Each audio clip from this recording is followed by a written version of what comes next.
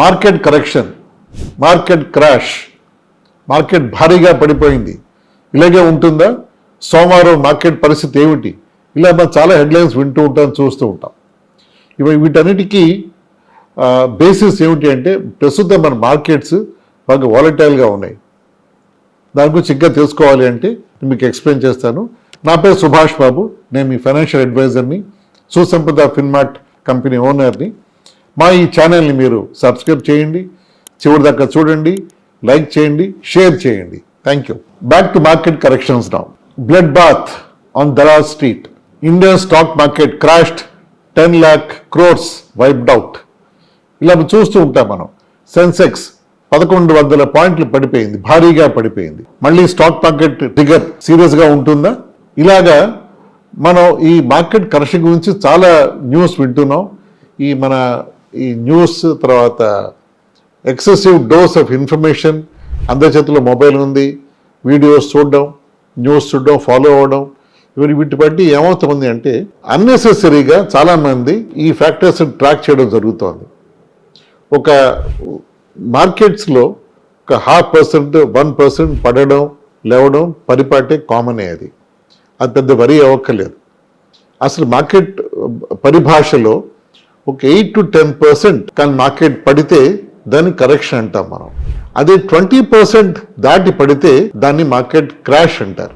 So Covid టైంలో దాదాపు 40% market పడిపోయింది, పెద్ద క్రాష్. అది మళ్ళీ రికవర్ అయింది అది. సో ఇలా మార్కెట్ కరెక్షన్ అయ్యే ముందు చాలా సిమ్టమ్స్ కనిపిస్తాయి మనకి. అంటే క్రాష్ అయ్యే ముందు కానీ మార్కెట్ తీవ్రంగా పడిపోయేప్పుడు మనకి ముందే చాలా మనకి ఫ్యాక్టర్స్ కనిపిస్తాయి. కంపెనీ పెర్ఫార్మెన్సెస్ యావరేజ్గా ఉండడం, చాలామంది ఇన్వెస్టర్స్ డబ్బు తీసేయడం, అది చూస్తూ ఉంటాం మనం. ఇంకొకటి కొత్తగా మనం వింటూ ఉంటాం మనం, ఫారిన్ పోర్ట్ఫోలియో ఇన్వెస్టర్స్, FPIs అంటే ఫారిన్ కంపెనీస్, ఫారిన్ ఇన్వెస్టర్స్ ఇండియాలో ఇన్వెస్ట్ చేస్తాయి, ఎప్పటి నుంచో చేస్తున్నారు వాళ్ళు కూడా మన ఇండియన్ కంపెనీస్ పరిస్థితి చూసి, పెర్ఫార్మెన్స్ చూసి, మన మార్కెట్ ఎలా ఉండబోతోంది, మన స్టాక్ మార్కెట్ పెర్ఫార్మెన్స్ ఎలా ఉంది, మన దేశం వర్సెస్ మిగతా దేశాలు, ఇక్కడ పెడితే లాభమా, బయట దేశం పెడితే లాభం అని వాళ్ళు దూరం నుంచి ఆలోచిస్తారు. వాళ్ళు చైనాలో పెడితే లాభంగా ఉంటే ఇక్కడ తీసి అక్కడ పెడతారు, అక్కడికంటే ఇండియా బాగుంది అక్కడ తీసి ఇండియా పెడతారు. అది వాళ్ళ బిజినెస్, వాళ్ళ పని. అది ఆ పని చూసి మనం వరి అయిపోకలేదు. దాదాపు 12,000 మంది FPIs ఇండియాలో ఉన్నారు.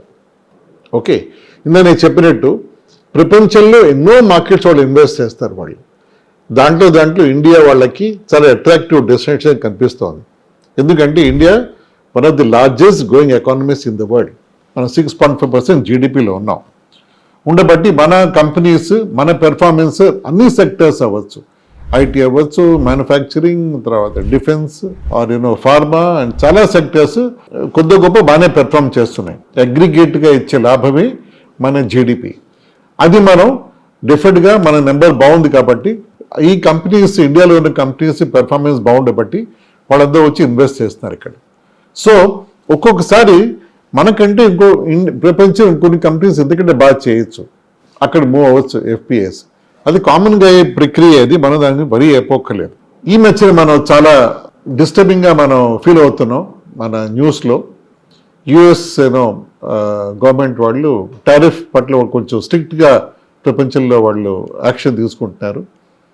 వాళ్ళ లాజిక్ వాళ్ళకు ఉంది, సౌండ్ లాజిక్ అది. అంటే వాళ్ళ దేశంలో వాళ్ళు కొనే ఐటమ్స్ వాళ్ళకి ఎక్స్పెన్సివ్గా కాకుండా వాళ్ళు డెఫినెట్గా వాళ్ళు ఎక్స్పోర్ట్ చేయగలగాలి, వాళ్ళు ఇంపోర్ట్ చేసే ఐటమ్స్ వాళ్ళ కంట్రోల్లో ఉండాలని వాళ్ళ ఉద్దేశం. అది ఫెయిర్ ఎనఫ్, అది వాళ్ళ గవర్నమెంట్ ఉద్దేశాలు, పాలసీస్ బాగానే ఉంది. మన దాకా వచ్చేప్పటికీ అమెరికన్ మార్కెట్ మనకి టాప్ ఎక్స్పోర్టర్స్, మనం ఎక్స్పోర్ట్ చేసే మార్కెట్స్లో US ఒకటి ఇంపార్టెంట్ మార్కెట్ మనకి. మన యూఎస్లోకి చాలా గూడ్స్ ఎక్స్పోర్ట్ చేస్తాం మనం. అంటే engineering goods, automobile parts, jewellery, pharma, ఇలా చాలా సెక్టర్స్లో మనం వాళ్ళ దగ్గర చాలా ఎక్స్పోర్ట్స్ చేస్తాం. మన ఎక్స్పోర్ట్ వాల్యూ వాళ్ళకి దాదాపు ఒక $85 to 90 billion ఉంది. అంటే మన ఎకానమీలో అది, మన టోటల్ ఎక్స్పోర్ట్స్లో అది మేబీ 5-6% అవ్వచ్చు. కానీ అది ఇంపార్టెంట్ మార్కెటే మనకు. అది ఆ మార్కెట్లో మనకి మన గూడ్స్ మీద వాళ్ళు 50% టారిఫ్ వేస్తామని వాళ్ళు మన 25% నుంచి 50% జరిగింది. సో దాని కారణాలు చాలా జియో పొలిటికల్గా చాలా ఉన్నాయి. అవన్నీ రిజాల్వ్ చేసుకుంటుంది ఇండియా స్లోగాను. కానీ ఆ 50% టారిఫ్ నిజంగా 50% అలాగే అట్టే పెడితే మనం ఎంత ఎఫెక్ట్ అవుతాం మనం డెఫినెట్గా. ఎందుకంటే మన దగ్గర కొనేవాళ్ళు ఆర్డర్స్ తగ్గిస్తాను లేదు మీ ప్రైస్ తగ్గించిపోతే అంటే మన బిజినెస్ ఎఫెక్ట్ అవుతుంది డెఫినెట్గా, అండ్ మన ఎక్స్పోర్ట్స్ తగ్గుతాయి.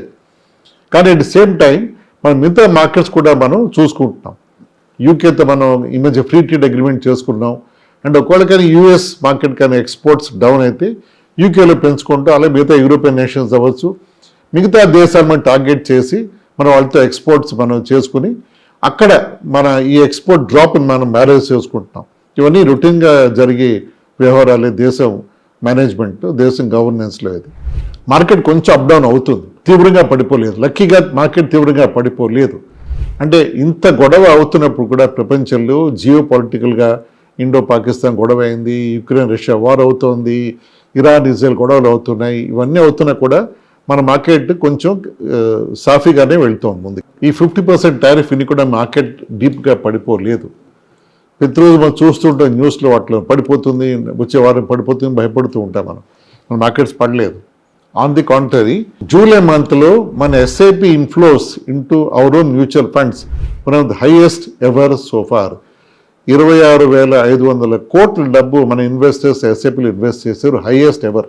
సో దాని అర్థం ఏంటంటే మన మార్కెట్స్ మీద మన ఇన్వెస్టర్స్కి గట్టి నమ్మకం ఉంది, మన కంపెనీస్కి గట్టి నమ్మకం ఉంది. అది చాలు.